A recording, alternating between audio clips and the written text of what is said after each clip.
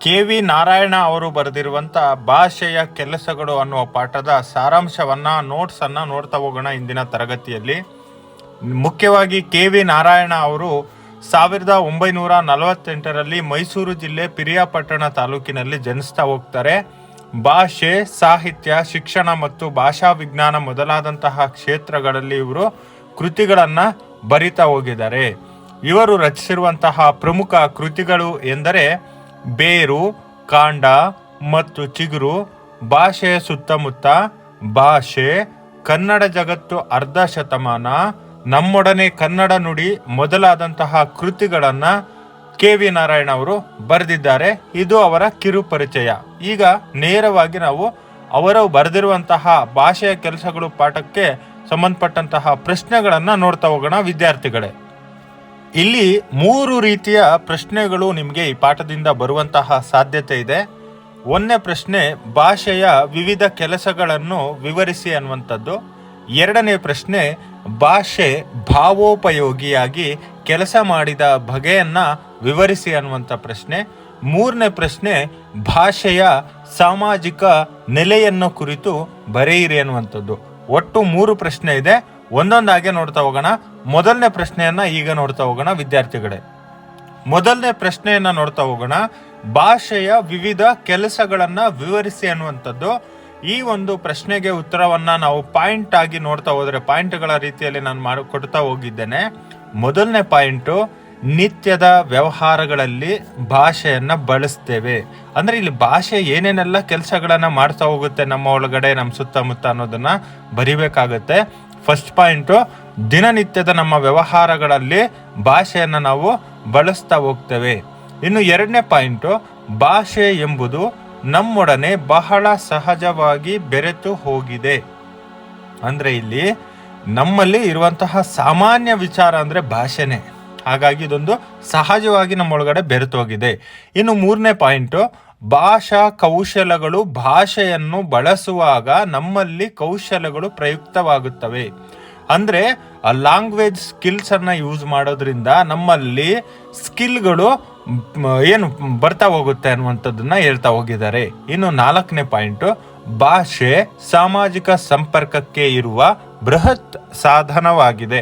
ಅಂದರೆ ಇದೊಂದು ಸಾಮಾಜಿಕ ಸೋಷಿಯಲ್ ಕಾಂಟ್ಯಾಕ್ಟ್ ಅನ್ನ ಏನು ಏರ್ಪಡಿಸುವಂತಹ ಒಂದು ಸಾಧನ, ಟೂಲ್ ಆಗಿ ನಮಗೆ ಭಾಷೆ ವರ್ಕ್ ಆಗುತ್ತೆ ಅನ್ನುವಂಥದ್ದು 4ನೇ ಪಾಯಿಂಟು. 5ನೇ ಪಾಯಿಂಟ್ಗೆ ಹೋಗೋಣ.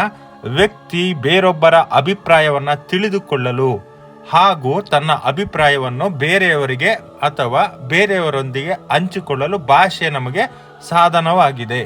ಅಂದ್ರೆ ಒಬ್ಬ ಮನುಷ್ಯ ಇನ್ನೊಬ್ಬ ಮನುಷ್ಯನಿಗೆ ತನ್ನ ಅಭಿಪ್ರಾಯನ ಹಂಚಿಕೊಳ್ಳೋದಕ್ಕೆ, ತಿಳ್ಕೊಳ್ಳೋದಕ್ಕೆ ಸಾಧನವಾಗಿದೆ ಅನ್ನೋದನ್ನ ಹೇಳಿದ್ದಾರೆ. ಇನ್ನು ನೆಕ್ಸ್ಟ್ ಪಾಯಿಂಟ್, ಕುವೆಂಪು ಅವರ ಮಾತಲ್ಲಿ ಹೇಳೋದಾದ್ರೆ ಭಾಷೆಯನ್ನ ಲೋಕೋಪಯೋಗಿಯಾಗಿ ಬಳಸಲಾಗ್ತಾ ಇದೆ. ಅಂದ್ರೆ ಲೋಕದ ಎಲ್ಲ ವಿಚಾರಕ್ಕೆ ಭಾಷೆಯನ್ನ ಉಪಯೋಗಿಯಾಗಿ ಬಳಸ್ಕೊಳ್ತಾ ಇದ್ದಾರೆ ಅನ್ನುವಂಥದ್ದು ಕುವೆಂಪು ಅವರ ವಿಚಾರ ಪಾಯಿಂಟ್. ಇನ್ನು ಕೊನೆಯ ಪಾಯಿಂಟು, ಭಾಷೆಯನ್ನು ಅಭಿಪ್ರಾಯ ಸಂವಹನಕ್ಕೆ, ಒಪಿನಿಯನ್ ಶೇರ್ ಮಾಡ್ಕೊಳ್ಳೋದಕ್ಕೆ, ಕಮ್ಯುನಿಕೇಟ್ ಮಾಡಲಿಕ್ಕೆ, ಸಾಮಾಜಿಕ ಸಂಪರ್ಕಕ್ಕೆ ಬಳಸ್ತಾ ಹೋಗ್ತೀವಿ. ಭಾಷೆಯನ್ನು ಕೆಲವೊಮ್ಮೆ ಭಾವೋಪಯೋಗಿಯಾಗಿ ನಾವು ಬಳಸ್ತಾ ಹೋಗ್ತೀವಿ. ಅಂದರೆ ಈ ನಮ್ಮ ಭಾಷೆಯನ್ನು ಯಾವ್ಯಾವ ರೀತಿ ಎಲ್ಲ ಬಳಸ್ತಾ ಇದ್ದೀವಿ ಅನ್ನೋದನ್ನ ಈ ಪ್ರಶ್ನೆಗೆ ಉತ್ತರವನ್ನು ನಾನಿಲ್ಲಿ ಹೇಳ್ತಾ ಹೋಗಿದ್ದೀನಿ ಸ್ನೇಹಿತರೆ. ಈಗ ಮುಂದಿನ ಪ್ರಶ್ನೆ, 2ನೇ ಪ್ರಶ್ನೆ ನೋಡ್ತಾ ಹೋಗೋಣ ವಿದ್ಯಾರ್ಥಿಗಳೇ. 2ನೇ ಪ್ರಶ್ನೆ, ಭಾಷೆ ಭಾವೋಪಯೋಗಿಯಾಗಿ ಕೆಲಸ ಮಾಡಿದ ಬಗೆಯನ್ನ ವಿವರಿಸಿ ಅನ್ನುವಂಥದ್ದು. ಅಂದರೆ ಭಾಷೆ ಅನ್ನುವಂಥದ್ದು ಯಾವ ರೀತಿಯಾಗಿ ಭಾವೋಪಯೋಗಿಯಾಗಿ ಕೆಲಸ ಮಾಡ್ತಾ ಹೋಗುತ್ತೆ, ಅಂದರೆ ನಮ್ಮ ಭಾವನೆಗಳನ್ನು ವ್ಯಕ್ತಪಡಿಸುವ ದೃಷ್ಟಿಯಿಂದ ಯಾವ ರೀತಿ ನಮ್ಮ ಭಾವ ವ್ಯಕ್ತ ಆಗ್ಲಿಕ್ಕೋಸ್ಕರ ಇದು ಹೆಲ್ಪ್ಫುಲ್ ಆಗುತ್ತೆ ಅನ್ನೋದು ಭಾಷೆ ಅನ್ನುವಂಥದ್ದು ಅಂತ ಈ ಪ್ರಶ್ನೆ. ಈಗ ಪಾಯಿಂಟ್ ವೈಸ್ ನೋಡ್ತಾ ಹೋಗೋಣ. ಇಲ್ಲಿ ಕೂಡ ಇದನ್ನು ಕೂಡ ಈಸಿಯಾಗಿ ನಿಮ್ಗೆ ಅರ್ಥ ಆಗಲಿ ಪಾಯಿಂಟ್ ಬರ್ಕೊಳ್ಳಿ ಅಂತ ಕೊಟ್ಟಿದ್ದೀನಿ. ಮೊದಲನೇ ಪಾಯಿಂಟು, ಮಾನಸಿಕ ಒತ್ತಡದಿಂದ ಬಿಡುಗಡೆ ಪಡೆಯಲು ನಾವು ಭಾಷೆಯ ನೆರವನ್ನು ಪಡಿತಾ ಇರ್ತೇವೆ. ಅಂದರೆ ನಮ್ಮಲ್ಲಿ ಕೋಪ, ದುಃಖ, ಉದ್ವೇಗ, ಭಯ ಅವೆಲ್ಲ ಕೂಡ ಬಂದಂತಹ ಸಂದರ್ಭದಲ್ಲಿ ಅದನ್ನ ಹೊರಗಡೆ ಹಾಕಿ ನಾವು ಅದನ್ನ ಖಾಲಿ ಮಾಡಿಕೊಡ್ತಾ ಇರ್ತೇವೆ, ವ್ಯಕ್ತಪಡಿಸ್ತಾ ಇರ್ತೇವೆ ಅನ್ನೋದು ಫಸ್ಟ್ ಪಾಯಿಂಟು. 2ನೇ ಪಾಯಿಂಟು, ಒಂಟಿ ಆಗಿರ್ಬೋದು ಇಲ್ಲವೇ ಜೊತೆಯಲ್ಲಿ ಯಾರಾದರೂ ಇರಬಹುದು. ಅಂದರೆ ಇಲ್ಲಿ ಭಾವನೆಯನ್ನ ವ್ಯಕ್ತಪಡಿಸುವಾಗ ಭಾವೋಪಯೋಗಿ ನಾವು ಏನು ಪಾಯಿಂಟ್ ತಗೊಂಡಿದ್ದೀವಿ, ವ್ಯಕ್ತಪಡಿಸುವ ಸಂದರ್ಭದಲ್ಲಿ ನಾವು ಒಬ್ರೇನಾದ್ರೂ ಇರ್ಬೋದು, ಇಬ್ಬರಾದ್ರೂ ಇರ್ಬೋದು. ಗುಣಗಾಟ, ಕಿರುಚಾಟ, ಬೈಗುಳ ಈ ರೀತಿಯಲ್ಲಿ ನಾವು ನಮ್ಮ ಭಾವನೆಯನ್ನ ವ್ಯಕ್ತಪಡಿಸಬಹುದಾಗಿದೆ. ಆ ನಂತರದಲ್ಲಿ 3ನೇ ಪಾಯಿಂಟ್ ಉದಾಹರಣೆ ಕೊಟ್ಟಿದ್ದಾರೆ. ರಸ್ತೆಯಲ್ಲಿ ನಾವು ನಡ್ಕೊಂಡು ಹೋಗುವಾಗ ಒಂದು ಕಾಲಿಗೆ ಏನೋ ಒಂದು ವಸ್ತು ತಾಗ್ದಾಗ ನಾವು ಭಾವನೆಯನ್ನ ವ್ಯಕ್ತಪಡಿಸ್ತಾ ಹೋಗ್ತೀವಿ, ಶಾಪ ಹಾಕ್ತಾ ಹೋಗ್ತೀವಿ, ಅಯ್ಯೋ ಅಂತೀವಿ, ಛೇ ಅಂತೀವಿ, ಆ ರೀತಿ. ನೆಕ್ಸ್ಟ್ ಪಾಯಿಂಟು, ಉಚ್ಚರಿಸುವವರ ಭಾವಸ್ಥಿತಿಯನ್ನು ಸೂಚಿಸುತ್ತಿರುವಂತೆ ಕೆಲವೊಮ್ಮೆ ಕೇಳುವವರಲ್ಲೂ ನಿರ್ದಿಷ್ಟ ಭಾವೋದ್ದೀಪನಕ್ಕೆ ಕಾರಣವಾಗುವುದು ಸಾಧ್ಯ. ಅಂದ್ರೆ ಇಲ್ಲಿ ನಾವು ಮಾತಾಡ್ತಾ ಇರುವಂತವರ ಭಾವನೆಯನ್ನ ಹೇಳೋದು ಒಂದ್ ಕಡೆ, ನಮ್ಮ ಎದುರುಗಡೆ ಇರುವಂತವರಲ್ಲಿ ಭಾವನೆಗಳನ್ನು ಹುಟ್ಟಾಕ್ಲಿಕ್ಕೂ ಕೂಡ ಇದು ಕಾರಣ ಆಗುತ್ತೆ ಅನ್ನೋದನ್ನ ಹೇಳ್ತಾ ಇದ್ದಾರೆ ಭಾಷೆ. ಆಮೇಲೆ ನೆಕ್ಸ್ಟ್ ಪಾಯಿಂಟು, ಸಾಮಾನ್ಯ ವ್ಯವಹಾರಗಳಿಂದ ಹಿಡಿದು ಒಂದು ಒಳ್ಳೆ ಪುಸ್ತಕದಲ್ಲಿರುವಂತಹ ಕಾವ್ಯ ರಚನೆ ಆಗೋವರೆಗೂ ಈ ಒಂದು ಭಾಷೆ ಅನ್ನುವಂಥದ್ದು ಕೆಲಸ ಮಾಡ್ತಾ ಹೋಗುತ್ತೆ, ಇದರ ವ್ಯಾಪ್ತಿ ಇರುತ್ತೆ ಅನ್ನೋದನ್ನ ಹೇಳ್ತಾ ಹೋಗಿದ್ದಾರೆ. ನೆಕ್ಸ್ಟ್ ಪಾಯಿಂಟು, ಭಾವೋಪಯೋಗಿ ಭಾಷೆಯ ಅಯ್ಯೋ, ಥತ್, ಛೇ, ಥ ಮುಂತಾದ ಪದಗಳ ರೂಪದಲ್ಲೂ ಕೂಡ ಈ ಒಂದು ಭಾವಗಳು ಇರಬಹುದು. ಮಾತಿನ ನಡುವೆ ಬರುವಂತಹ ಆ, ಹೂ ಮುಂತಾದಂತಹ ಧ್ವನಿಗಳು ಕೂಡ ಆಗಿರಬಹುದು ಅಂತ ನಾವು ಅರ್ಥ ಮಾಡ್ಕೋಬಹುದು. ಅದನ್ನು ಕೂಡ ಇಲ್ಲಿ ಬರೀಬೇಕು.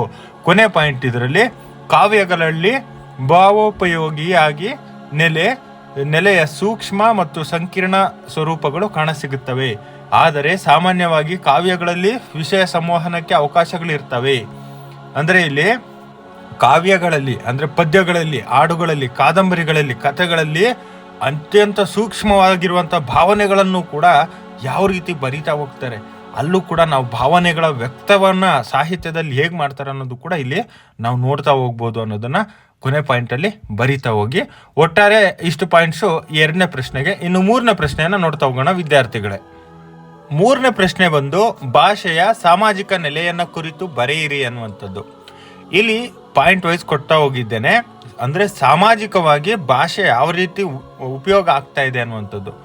ಫಸ್ಟ್ ಪಾಯಿಂಟ್ ನೋಡಿ, ಸಾಮಾಜಿಕ ಸಂಪರ್ಕ.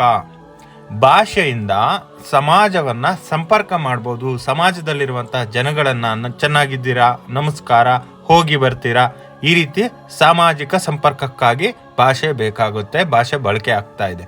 ನೆಕ್ಸ್ಟ್ ಪಾಯಿಂಟು, ಸಂಬಂಧದ ಸ್ವರೂಪ ಮತ್ತು ವ್ಯತ್ಯಾಸ.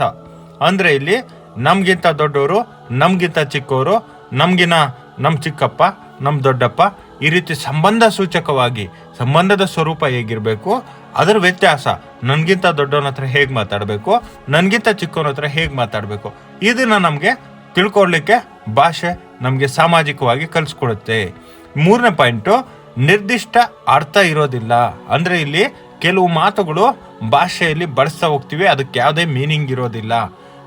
ಆ ರೀತಿ ಪದಗಳು ಕೆಲವು ಎದ್ದೀರಾ ಅಂತ ಕೇಳ್ತೀರಾ, ಬರ್ತೀರಾ ಅಂತ ಕೇಳ್ತೀರಾ. ಇವಾಗ ಬರ್ತೀರಾ ಅಂತಲ್ಲ, ಹೋಗ್ತೀನಿ ಅನ್ನೋದನ್ನ ಬರ್ತೀರಾ ಅಂತ ಕೇಳ್ತಾರೆ. ಅದು ಇಲ್ಲಿ ಪಾಯಿಂಟು. ಇನ್ನು 4ನೇ ಪಾಯಿಂಟು, ಸಾಮಾಜಿಕ ವ್ಯವಹಾರ ನಡೆಸಲು. ಅಂದ್ರೆ ಸಮಾಜದಲ್ಲಿ ನೀವು ವ್ಯವಹಾರವನ್ನ ಯಾವುದೇ ಒಂದು ಬೆಳಿಗ್ಗೆ ಎದ್ಬಿಟ್ಟು ಕಾಫಿ ಕೊಡಿ ಅಂತ ಕೇಳಬೇಕಂದ್ರೆ ನಿಮಗೆ ಭಾಷೆ ಬೇಕು. ಅದು ಕೂಡ ಒಂದು ಸಾಮಾಜಿಕ ವ್ಯವಹಾರವೇ, ಕಾಫಿ ಇಸ್ಕೊಳ್ಳುವಂಥದ್ದು. ಹಾಗಾಗಿ ಸಾಮಾಜಿಕ ವ್ಯವಹಾರ ಮಾಡೋದಕ್ಕೆ ಇದು ಬೇಕು. ಆಮೇಲೆ ನೆಕ್ಸ್ಟ್ ಪಾಯಿಂಟು, ಭಾಷೆಯ ಸಂಬಂಧ ಉಪಯೋಗಿ ನೆಲೆಯು ಪ್ರತಿಯೊಂದು ಭಾಷೆಯಲ್ಲೂ ವಿಶಿಷ್ಟ ರೀತಿಯಲ್ಲೇ ಕಂಡುಬರುತ್ತದೆ. ಅಂದ್ರೆ ಇಲ್ಲಿ ಇದು ಒಂದೇ ರೀತಿ ಪ್ರತಿಯೊಂದು ಭಾಷೆಯಲ್ಲೂ ಕೂಡ ವಿಶಿಷ್ಟವಾಗಿರುತ್ತೆ, ಒಂದೇ ತರ ಇರೋದಿಲ್ಲ. ಈಗ ನೋಡಿ, ಒಂದು ಭಾಷೆಗೆ ವಿಶಿಷ್ಟವಾದ ಉಕ್ತಿಯನ್ನ ಇನ್ನೊಂದು ಭಾಷೆಯಲ್ಲಿ ಬಳಸೋದಕ್ಕೆ ಸಾಧ್ಯ ಇಲ್ಲ. ಇವಾಗ ಇಂಗ್ಲಿಷ್ನ ಹಲೋವನ್ನ ಇನ್ನೊಂದೆಲ್ಲ ಕಡೆ ಬಳಸಿದಾಗ ಅದರ ಅರ್ಥ ಕೆಟ್ಟೋಗ್ಬೋದು, ಅದರ ಭಾವ ಕೆಟ್ಟೋಗ್ಬೋದು. ಆ ರೀತಿ ಇಲ್ಲಿ ಹೇಳ್ತಾ ಇದ್ದಾರೆ. ಒಟ್ಟಾರೆ ಇದು ಸಂಬಂಧ ಉಪಯೋಗಿಯಾಗಿ ಸಾಮಾಜಿಕ ನೆಲೆಯಲ್ಲಿ ಭಾಷೆ ಕೆಲಸ ಮಾಡ್ತಾ ಹೋಗುತ್ತೆ. ಇಷ್ಟು ಈ ಸಾಮಾಜಿಕ ನೆಲೆಯನ್ನ ಕುರಿತು ಬರೆಯಿರಿ ಪ್ರಶ್ನೆಗೆ ಉತ್ತರ ವಿದ್ಯಾರ್ಥಿಗಳೇ ಕಂಟಿನ್ಯೂ ಆಗಿ ನಾವು ನೋಟ್ಸ್ಗಳನ್ನ ಕೊಡ್ತಾನೆ ಬಂದಿದ್ವಿ. ದಯಮಾಡಿ ನಿಮಗೆ ಈ ನಾನು ವಿನಂತಿ ಏನಂತಂದ್ರೆ, ನಮ್ಮ ವಿಡಿಯೋಗಳು ಇನ್ನೂ ಹೆಚ್ಚಾದಾಗ ನಾವು ಮಾಡಬೇಕು ಅನ್ನೋ ಪ್ರೇರಣೆ ನಮಗೆ ಸಿಗಬೇಕಾದ್ರೆ ನಿಮ್ಮ ಸಪೋರ್ಟು ಬೇಕು. ಅದಕ್ಕೋಸ್ಕರ ನಮ್ಮ ಯೂಟ್ಯೂಬ್ ಚಾನಲ್ಗೆ ಫಸ್ಟ್ ಬಟನ್ಗೆ ಸಬ್ಸ್ಕ್ರೈಬ್ ಮಾಡಿ, ಲೈಕ್ ಮಾಡಿ, ಶೇರ್ ಮಾಡಿ, ಕಾಮೆಂಟ್ ಮಾಡಿ ಅಂತ ಕೇಳ್ಕೊಂಡು ಈ ವಿಡಿಯೋವನ್ನ ಇಲ್ಲಿಗೆ ಮುಗಿಸ್ತಾ ಇದ್ದೀನಿ. ಮತ್ತೊಂದು ಇಂಥದ್ದೇ ವಿಡಿಯೋದೊಂದಿಗೆ ಸಿಗೋಣ. ಅಲ್ಲಿವರೆಗೂ ನಮಸ್ಕಾರ. ಜೈ ಹಿಂದ್, ಜೈ ಕರ್ನಾಟಕ.